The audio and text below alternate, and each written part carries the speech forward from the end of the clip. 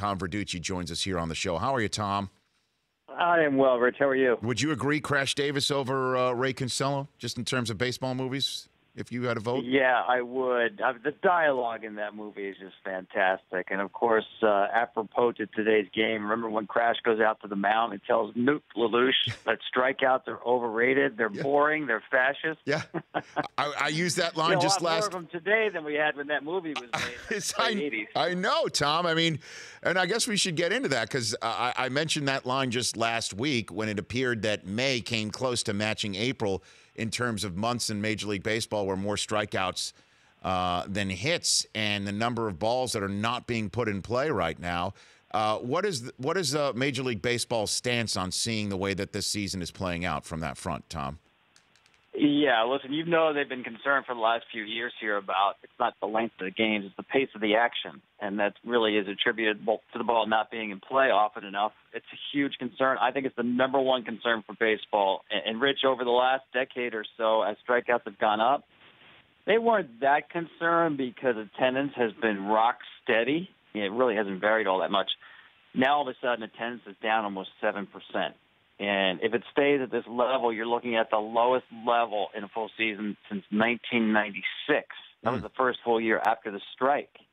Now, all of a sudden, I think there's concern that the marketability of the game, and especially tied to gate revenues, is being harmed because the ball just is not in play enough. And so what's the fix? What's the fix? Well, I'll let you pick two out of these three options for me, because what we've had so far really is Band-Aids. You're talking about the automatic intentional walk, the limit on mound visits. They're really not affecting how we perceive and watch the game. I think you could lower the mound. You know, less of a steep plane on the delivery of the pitch would put more balls into play. I think you could limit the roster of pitchers to 12. Because right now there's so many relief pitchers, managers don't mind pulling starters out of the game early, and starters know that. So now starters are using a reliever's mentality, and they're trying to strike everybody out from the minute the game starts. And we saw the Rays use a reliever as a starter, Tom. That's happened. Exactly. When you extrapolate it out, that to me like the worst case scenario. Yeah. That you're playing a whole game essentially with relief pitchers. Who thinks that's entertaining? And it may work in terms of efficiency, but it's not fan-friendly. And then my final one would be the pitch clock, and that's Rob Manfred's favorite one. And he backed off it this year because the union was so upset about the slow free agent market. He didn't want to shove that down their throats. But that's the one he leans toward. And I would agree that if you're talking about one change to the game that doesn't touch the actual strategy of the game, that would make a difference in how you're watching the baseball game, that would be the one that would give you the biggest bang for the buck. Well, how would that put more balls in play? Because the ball's thrown more often. It's more a perception of ball in play, that the time between the ball and play would be less. So you may not actually affect the number of strikeouts, but the time that you wait for the ball to be played would be reduced. So it would seem like the game is moving faster. Well, how about this one, Tom? I'll go you one better. Get rid of the shift. No more shift. That you draw an imaginary line right down the middle of the field, and nobody who is technically historically stationed on the left side of the diamond, like a shortstop or third baseman, may cross that line prior to a pitch being thrown, and the same vice versa. It's not a crazy idea. No, listen, it's not sacrilegious. You think about the NFL, right? They've changed the way that defenders cover wide receivers. You know, they really can't hit them after 5 yards. Correct. You think about the NBA and then the outlawing the zone defense, right? I mean, sports have always rebalanced offense, defense, and they put their thumb on the scale to do that sometimes. It's harder to do that in baseball because of tradition. I would say it's not a bad idea, Rich, but I would say it wouldn't have the effect that you think that it would. It does. The shifts especially harm left-handed hitters who don't run well. That's when you really cover a huge amount of ground to the pull side.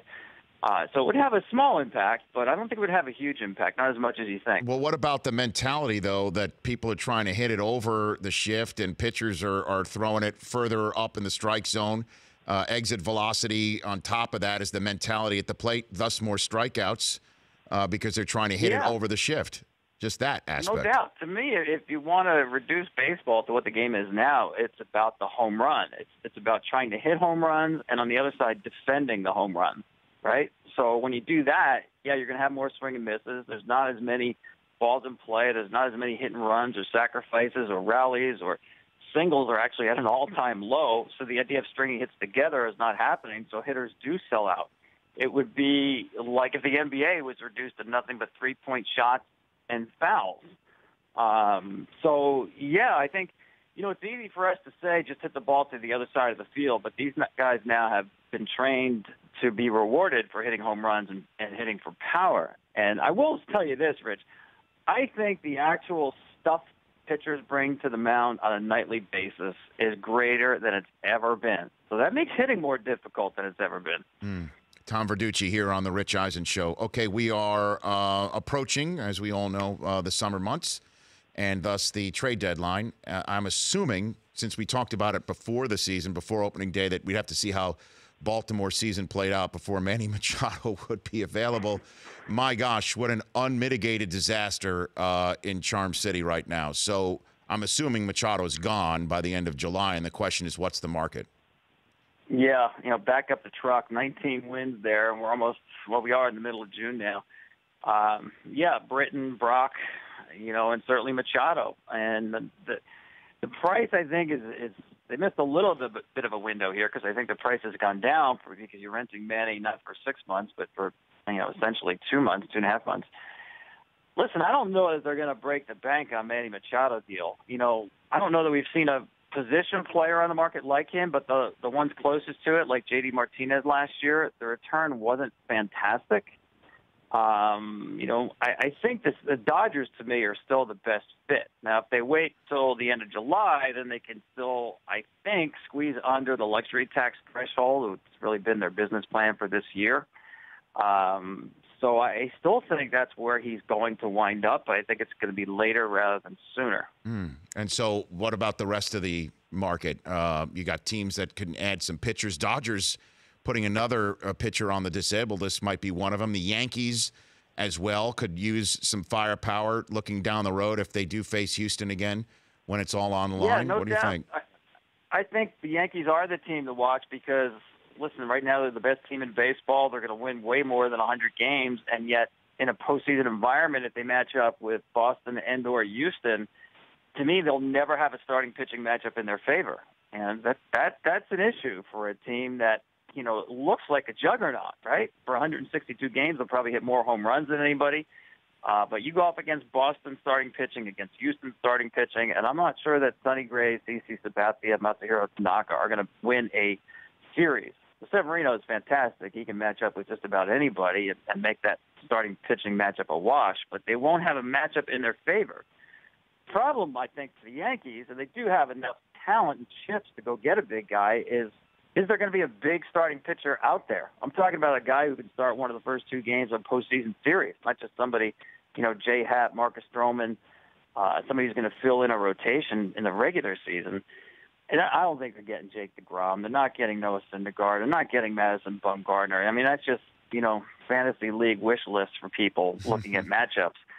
I think in reality, it's going to be tough for them to find that kind of a starting pitcher. I'm sure they'll look hard. In the meantime, they're hoping that Sonny Gray has turned a corner here. And he's got the stuff to be that kind of a guy. It certainly hasn't happened yet consistently with the Yankees. So when it's all said and done, do you think the fact that they didn't acquire Garrett Cole when they may have had the chance and then watched him go to Houston, that could be the difference maker when it's all said and done? It could be. Yeah, it could be. Now, listen, I think the Pirates saw the Yankees package. They weren't really thrilled with Clint Frazier. So, they thought, Pirates did. They thought they had a better package from Houston. Hard to blame the Yankees for that because they've kept people who are doing great for them. And right. Duhar and Gleyber Torres look fantastic, right? So it's hard to knock them on that, and I'm not sure even the Yankees saw that Garrett Cole was going to become this monster that he's become. But, yeah, I think there's no doubt if we see another Yankees-Houston series, that's going to be a narrative brought up many times, is that Garrett Cole could be the difference maker in that race or in that series. Great chat, Tom. Really appreciate it. We'll see you on Friday night. The The NL is looks like a total free-for-all where everybody's in the mix in the West. The East is a 3-team race. The Central, you could even use a 3-team race. The wild card where the Pirates are 5.5 out, while the AL seems to be pretty much solidified right now. That's what it looks like. I agree. And I think that NL Central is going to be my favorite race because it's going to be a high number of wins among at least 3 teams, right? And, I still think that there's a possibility of a wild card coming out of the West. But Brewers are legit. Cardinals starting pitching is awesome. And the Cubs, you have to say, are the favorites. But the gap between the Cubs and those other teams now is very small, if there is one. Cubs and Cardinals on Friday night on MLB Network. Tom, part of that broadcast as well as this segment. Thanks for calling, Tom. We'll chat soon. Always fun. Thanks. You bet. Right back at you. That's Tom Verducci here on The Rich Eisen Show. The Rich Eisen Show, weekdays at noon Eastern on Audience.